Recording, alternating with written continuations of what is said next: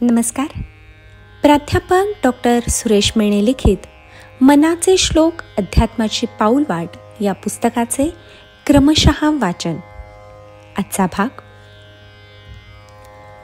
नको रे मना क्रोध हा खेदकारी, नको रे मना कामना विकारी, नको रे मना लोभ हा अंगीकारू, नको रे मना मत्सरू दंभ भारू.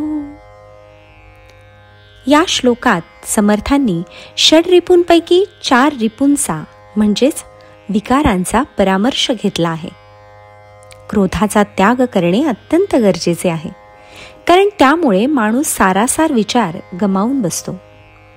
रागाच्या भरात एखादी कृती करून बसतो व मग त्याला त्याचा खेद वाटतो, पश्चाताप होतो.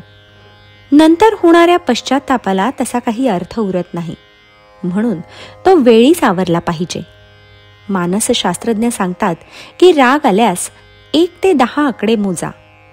म्हणजे काय की रागाचा भर ओसरेपर्यंत स्वस्थ बसा.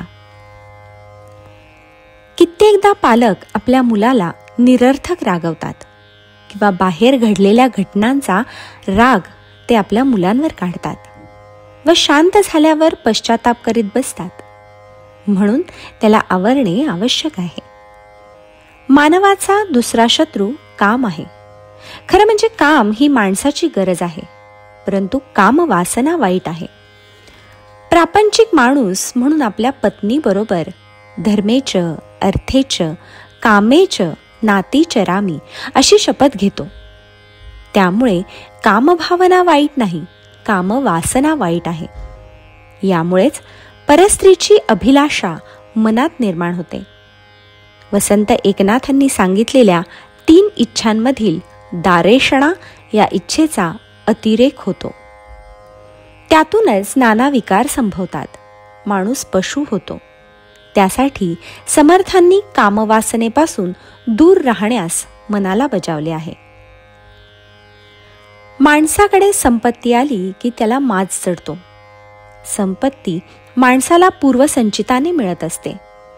त्याला दैवयोगाची व परमेश्वरी कृपेची साथ लागते. परंतु माणसाला अहंकार चढतो व तो ही संपत्ती माझी आहे, मी मिळवली आहे असे गर्वाने सांगू लागतो व तिचा विनियोग मद्यपान, जुगार, परस्त्री यासाठी करतो. त्यामुळे मदाचा, मस्तीचा त्याग करणे आवश्यक आहे. त्याबरोबरच दुसऱ्यांचा हेवा करणे, त्यासाठी कोणत्याही थराला जाणे व सर्वनाश ओढवून घेणे घडू शकते.